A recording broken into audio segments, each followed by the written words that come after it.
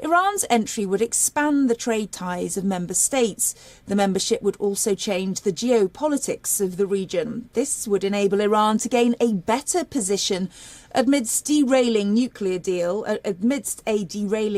deal, and would act as a shield against Western sanctions. Iran could also see a boost in its economy. The Uzbek diplomat also explained the relevance of this year's SCO summit. According to Akhatov, the two-day Samarkand meet is the largest international political forum in Eurasia in recent years, and the heads of the member states are meeting together in person for the first time in the last 3 years. For more on this, Amichai Stan, a diplomatic correspondent for Can 11, is joining us live from Jerusalem. Thanks so much for joining us. What is the significance of this Iranian membership?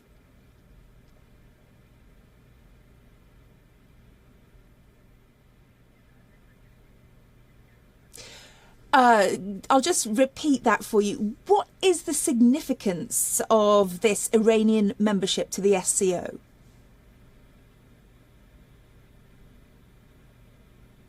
So I think every forum that Iran joins shows a bit, though, much more, let's say, acceptable in the international community.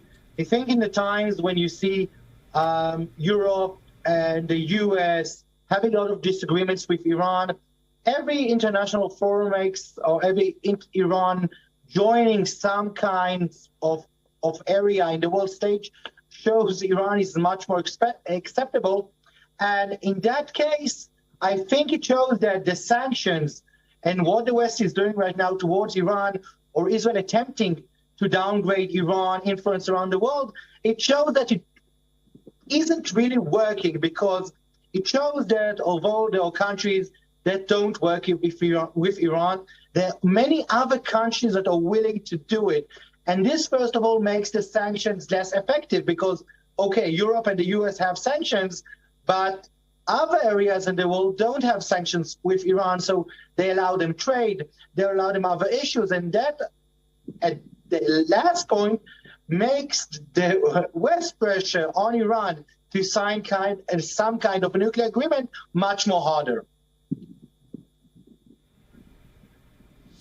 What could it mean geopolitically then for things like that nuclear deal or the war in Ukraine?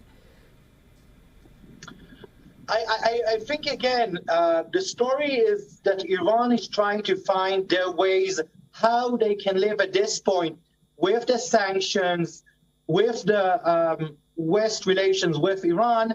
They're trying to build themselves other way to go around these areas. And you're seeing in not only this year, but in recent years, Iran, for example, going very hard towards Russia, towards China, towards other countries, talking with India, for example, also. They're trying to find these routes that they can live economically without giving up their nuclear program, without allowing the IAEA inspectors to come in. And this is a strategy, I think, that you're seeing more and more. I know Israeli officials always say that they're seeing really Iran trying to evade the sanctions in many ways at this point. And all these, again, international relation and all these international forums are exactly that way that Iran is doing it. Thank you very much, Amichai Stan in Jerusalem.